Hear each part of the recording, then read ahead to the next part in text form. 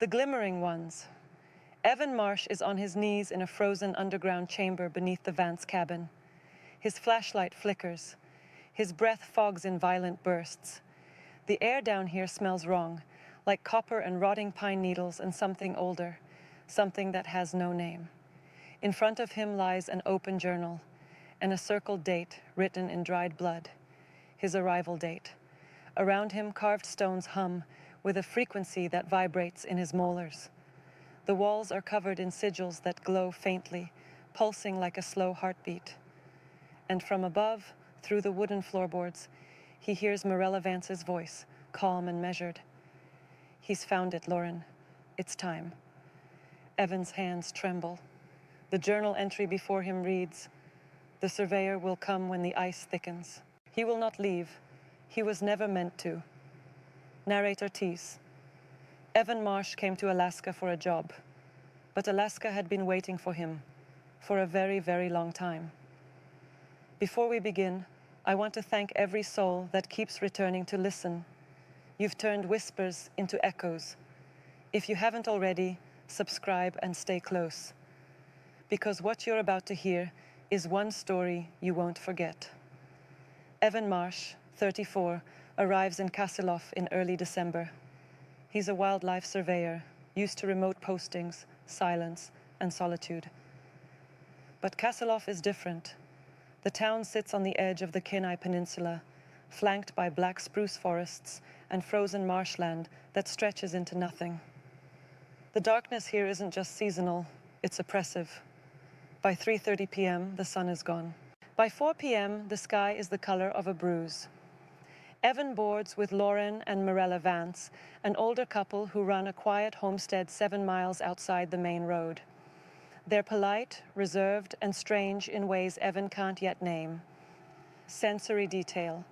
The cabin smells of pine resin, wood smoke, and something else. Something metallic underneath it all, like old pennies soaked in standing water.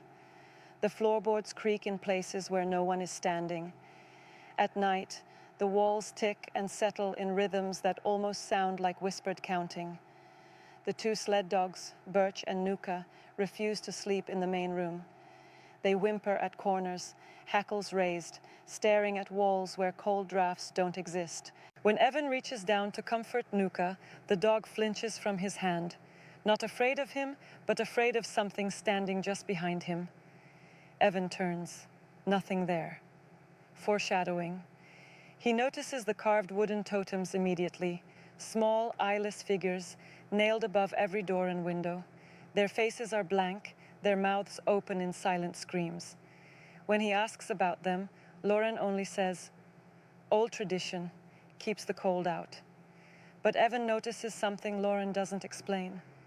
The totems don't face outward, toward the forest. They face in, toward the rooms, toward him. That night, Marella serves dinner in silence. The stew smells rich, gamey, but there's an aftertaste Evan can't place. Bitter, like burnt herbs. He doesn't finish his bowl. Marella watches him push the meat aside. She smiles.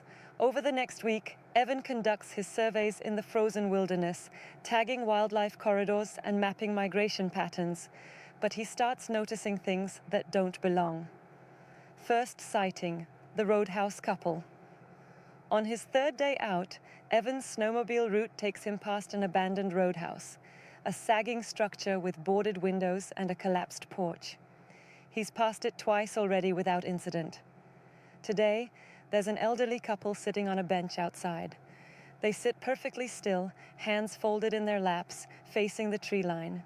No coats, no gloves. Their breath doesn't fog in the freezing air. Evan slows the snowmobile. "Hey, you folks okay? It's below 0 out here." They turn their heads in perfect unison and smile. The smiles stretch too wide. The teeth are too even. The eyes don't blink.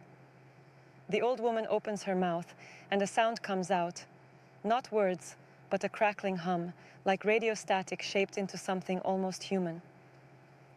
Evan doesn't wait for more. He guns the engine and doesn't stop until he reaches the cabin. When he looks back, the bench is empty. Second sighting, The SOS on the lake. 5 nights later, Evan can't sleep. The cabin is too quiet. No wind, no settling wood, no dogs whimpering. Just silence so thick it feels like pressure against his eardrums. He walks to the window. The frozen lake stretches out beyond the property, a flat white expanse under the moonless sky. And then he sees it. A light, flashing in a pattern. 3 short, 3 long, 3 short. SOS. Evan's chest tightens. Someone's out there. Someone needs help. He pulls on his coat, grabs his flashlight, and steps onto the porch, and stops. The light is still flashing, but now he can see its source. It's not a flashlight. It's not a flare. It's a figure standing on the ice, half a mile out, holding something that glows pale blue. The figure isn't moving, isn't waving, just standing there, arm raised, pulsing that signal over and over. And behind the figure, barely visible in the dark, dozens more shapes stand motionless on the ice, waiting. The smell hits him then, drifting across the frozen lake, sweet and rotten, like fruit left to decay under snow. Evan backs into the cabin and locks the door. The flashing continues until dawn. 3rd sighting, the child at the window. 4 nights later, Evan wakes at exactly 1:15 a.m. to the sound of knocking. Soft, rhythmic, patient, tap, tap, tap. He lies still, heart pounding. Tap, tap, tap. It's coming from his window. Slowly, Evan turns his head. A child stands outside in the snow. A girl, maybe 7 or 8, wearing a white nightgown, barefoot, pale, smiling. She waves at him, but the motion is wrong, too slow, too deliberate, like someone who learned the gesture from a photograph but doesn't understand what it means. Her mouth moves. No sound comes through the glass, but Evan can read her lips. Let me in. He doesn't move, doesn't breathe. The child tilts her head, too far, almost to her shoulder, and her smile widens. Then she turns and walks toward the tree line, her bare feet leaving no prints in the snow. Evan doesn't sleep again that night. The totems crack. The next morning, Evan finds one of the carved totems above the kitchen window split down the center. The crack runs through the figure's face, bisecting its silent scream. The sound of it breaking woke no one. Mirella sweeps up the pieces without a word, but Evan sees her hands trembling. He smells something new in the cabin. Smoke, but not wood smoke. Thicker, darker, like burning hair. By afternoon, witch sigils have burned themselves into the frost on the windows. Symbols Evan doesn't recognize, but somehow feels in his chest, like a second heartbeat, pulsing out of rhythm. Lauren sees him staring at the sigils. They're getting closer, Lauren says quietly. The wards are weakening. What's getting closer? Lauren doesn't answer. The townspeople whisper. When Evan visits the general store in town, the owner, a weathered man named Harlan, leans close and asks, "You staying with the Vances?" Evan nods. Harlan's face tightens. He glances toward the door, then back. "Then you've already seen them, haven't you? The Glimmering Ones." The name settles into Evan's gut like a stone. Harlan explains in fragments, his voice barely above a whisper. The Glimmering Ones are not ghosts, not demons. They're something older. Fairy witches banished centuries ago, trapped beneath the permafrost by a coven who sacrificed their own bloodlines to seal the magic. They drift through the tree line like smoke, wearing the faces of the dead, the missing, the never-born. They mimic us, Harlan says, but they don't understand us. That's how you know. The smile's always wrong, the wave's always late, and they never, ever blink. He grips Evan's arm. "There's a saying around here, son.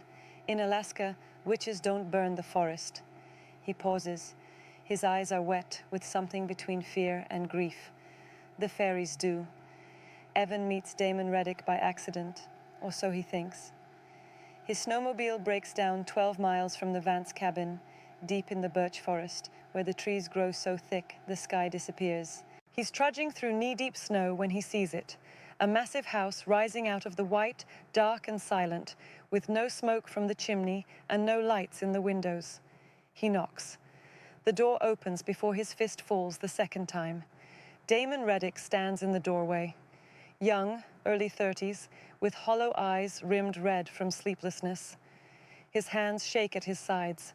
He smells like sweat and candle wax and something sour underneath. "You're the surveyor," Damon says. Not a question. "How do you know that?" Damon doesn't answer. He just steps aside. "Come in, quickly, before they see you." The house. That hums. The house is wrong. Evan feels it the moment he crosses the threshold. The walls vibrate with a low subsonic frequency. Not mechanical, not electrical, but organic. Like the house itself is breathing. The air inside smells like old incense and iron, like a church built over a slaughterhouse. And then Evan sees them, the masked figures. They stand in the corners of every room, silent, motionless, draped in black cloth that pulls at their feet, their faces hidden behind bone-white masks with no features, no eyes, no mouth, no expression, just smooth, blank porcelain. There are dozens of them. Evan stops breathing. "Don't look at them too long," Damon says, his voice flat. "They don't like it." "What? What are they?" Damon crosses the room and lights a candle. The flame burns blue. "Guardians, vessels. I'm not sure anymore. They showed up 3 winters ago, after my sister walked onto the lake and didn't come back. They help me keep the fairies contained. As long as they stand, the Glimmering Ones can't cross my threshold." Evan wants to leave. Every instinct screams at him to run. But the storm outside has worsened, and the temperature is dropping fast. Damon offers him a room for the night. Evan accepts. He doesn't sleep. The whispered voices. At 2 a.m., the whispers start. They bleed through the walls like water through cracked stone. Not words at first, just sounds. Breathy, wet, rhythmic, like someone speaking through a mouthful of snow. Evan lies rigid in the narrow bed, staring at the ceiling. The whispers sharpen. "Evan." His blood turns to ice. "Evan." His name, spoken slowly, tasted, savored. "Evan, let us in. We've been waiting so long. Let us in." He clamps his hands over his ears, but the voices don't stop. They're not coming from outside. They're coming from inside the walls, from inside the masks. He doesn't move until dawn. Damon's warning. In the gray morning light, Damon helps Evan repair his snowmobile. His hands are steadier now, but his eyes keep darting to the tree line. Before Evan leaves, Damon grabs his arm with desperate strength. "The Vances didn't find you by accident. You need to understand that. Whatever they told you, whatever reason they gave for choosing you, it's a lie." "What do you mean?" Damon's voice drops to a whisper. "I've seen their journals. Years ago, before my sister disappeared. They've been waiting for someone like you, an outsider, no bloodline in the old magic, no protection from the wards. You're not a guest, Evan." He releases Evan's arm. "You're an offering." Evan returns to the Vance cabin, with Damon's warning echoing in his skull. He watches Lauren and Morella carefully now, the way they glance at each other when they think he's not looking. The way Morella hums while she cooks. The same melody, over and over, in a language Evan doesn't recognize. The way Lauren's hands move in small patterns when he sits by the fire, tracing symbols in the air. That night, Evan waits until their bedroom door closes, until the cabin falls silent, until even the dogs stop whimpering. Then he searches. He finds the trapdoor beneath a rug in the back hallway, hidden under a thin layer of dust that looks deliberate, staged, a secret meant to be found, but not yet, not until he was ready. He pulls the door open. The smell hits him first, wet earth, mold, and something sweeter, cloying, like flowers rotting in stagnant water. Beneath that, the sharp tang of old blood, the underground chamber, The ladder descends into darkness so complete his flashlight seems to shrink against it. The cold down here is different, deeper, older, pressing against his lungs like a living thing. The chamber is carved from frozen earth, the walls slick with moisture that shouldn't exist this far below the permafrost. Shelves line every surface, holding jars of black liquid, bundles of dried herbs tied with hair, and stones etched with sigils that seem to move when he's not looking directly at them. In the center of the room sits a wooden table, scarred with knife marks and burn patterns. On the table, journals, dozens of them, stacked in careful piles, their leather covers cracked with age. Evan opens the first one. The handwriting is Morella's, but younger, sharper, written in ink that has faded from black to brown. The entries span decades, long before Evan was born. The journals. The early entries describe rituals, offerings left at the tree line, symbols carved into frozen bark, prayers spoken in a language that predates English, predates the settlers, predates everything but the ice itself. The middle entries grow darker, failed attempts, names Evan doesn't recognize, other surveyors, other outsiders, other offerings, crossed out in red ink. Beside each name, a single word, refused. And then in the final journal, he finds it. A map of Kasilof, hand-drawn in meticulous detail. A red circle around the wildlife surveyor posting. And his name, Evan Marsh, written in blood beside a date. The date he accepted the contract, 6 months before he'd even heard of the job. The spell. The final entries explain everything.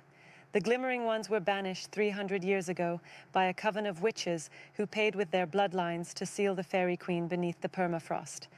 The queen sleeps beneath the frozen lake, dreaming of the world above, waiting for the seal to break. But seals weaken, magic fades, blood debts come due.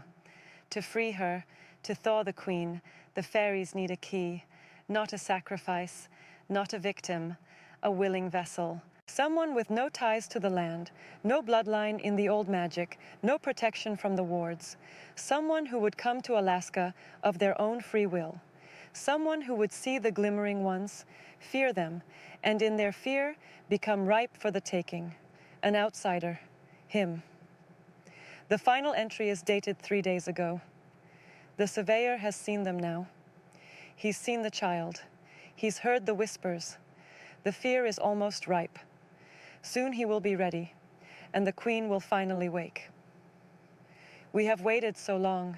She has waited longer. In Alaska, witches don't burn the forest. The fairies do. And when she rises, the burning will begin. Morella's voice. Evan's hands are shaking so badly, he drops the journal. That's when he hears the floorboards creak above him, and Morella's voice, calm and patient, drifting down through the trapdoor. He's found it, Lauren. It's time. Evan scrambles up the ladder, splinters biting into his palms, the smell of the chamber clinging to his clothes like a second skin. Lauren is waiting at the top. He doesn't hold a weapon. He doesn't block the exit. He just stands there in the dim hallway, his face calm, his eyes reflecting the candlelight with an emptiness that makes Evan's stomach clench. And he smiles. The same wrong smile Evan saw on the elderly couple outside the roadhouse. You were always going to find it, Lauren says. His voice is soft, almost kind. That was part of the ritual, the fear of discovery, the horror of knowing.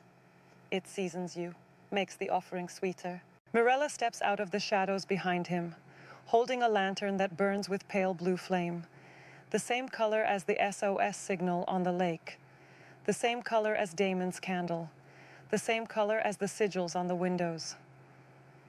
The Glimmering Ones don't want your body, Evan, she says. They want your willingness, your surrender. That's the key. Not blood, not bone, consent. The old coven sealed the queen with sacrifice, but she can only be freed by choice. A willing soul, stepping onto the ice, speaking the words, opening the door. Evan backs toward the rear of the cabin. His heart pounds against his ribs. I won't do it. Mirella's smile doesn't waver. You will. They all do, eventually. The fear breaks them, the loneliness, the cold. You'll beg for it to end, and we'll be there to show you how. Outside, the wind dies. The silence is so sudden, so complete, that Evan's ears ring with it. And then he hears them. Footsteps in the snow. Not one set, not 10, hundreds. Moving in perfect rhythm, crunching through the frozen crust in unison, like a single massive creature approaching from every direction at once. Evan stumbles to the window. The tree line is no longer empty. They stand at the edge of the forest, figures in the shapes of men, women, children, animals, all of them motionless, all of them facing the cabin, all of them smiling with mouths that stretch too wide, too far, splitting their faces into expressions that have never belonged on anything human. The glimmering ones have come for him. The smell pours through the walls now. Sweet rot and old smoke and something else, something that makes his eyes water and his throat close. The smell of magic, the smell of hunger. Evan's choice. Mirella holds out her hand. Come with us to the lake, Evan. Speak the words. Free her. And you'll never feel cold again. You'll never feel alone. You'll be part of something eternal, something beautiful. Evan's breath shakes. His hands won't stop trembling. The figures outside haven't moved, but they feel closer now, pressing against the edges of his vision like shadows leaning in. But somewhere beneath the terror, something else stirs. A cold, sharp clarity. He thinks of Damon's sister, who walked onto the ice and never came back. He thinks of the names crossed out in red ink. He thinks of all the others who came before him, all the outsiders, all the offerings, all the ones who broke. He looks at Mirella, at Lorraine, at the figures outside, and he says, no. The lantern flickers. Mirella's smile doesn't waver, but something shifts behind her eyes. Something cold and ancient and patient. Then you'll run. They always run. She leans close, her breath fogging against his cheek, and whispers, but you should know, Evan. The Queen doesn't need your consent. She only prefers it, and she's been patient for 300 years. Her lips brush his ear. She can wait a little longer while they wear you down. Evan bolts. He crashes through the back door into the frozen night, his boots punching through the snow crust, the cold slicing through his jacket and into his bones. The air tastes like iron and pine and something burning far away. Behind him, no pursuit, no footsteps, no shouting, only silence. And then, from everywhere at once, a sound, humming, low, melodic, wrong. The same melody Mirella hummed in the kitchen, the same tune, picked up by 100 voices, drifting through the trees like smoke. Evan runs harder, the forest blurs past. His flashlight swings wild arcs through the darkness, catching glimpses of shapes between the trees. Figures standing motionless, watching, smiling, always smiling. He doesn't stop until he reaches the frozen lake, the same lake where he saw the SOS. He bends over, gasping, his lungs burning, his legs shaking. The silence is absolute now. Even the humming has stopped. Just his breath, just his heartbeat, just the ice. He looks down and stops breathing. Beneath the surface, deep below, where the ice turns from white to black, a face stares up at him. A woman's face, pale, beautiful, ancient. Her eyes are closed. Her lips curve into a faint, patient smile. Her hair drifts around her head like seaweed in still water, though there is no current, no movement, nothing but frozen stillness. The ice around her glows faintly blue. Evan can't move, can't breathe, can't look away. And as he watches, her eyes open. They're the color of a winter sky at dusk, empty, vast, hungry. And they're looking directly at him, her lips part. Through the ice, through the impossible cold, he hears her voice, not with his ears, but somewhere deeper, somewhere inside his chest, where his heart used to beat steady. Soon. The ice beneath his feet groans.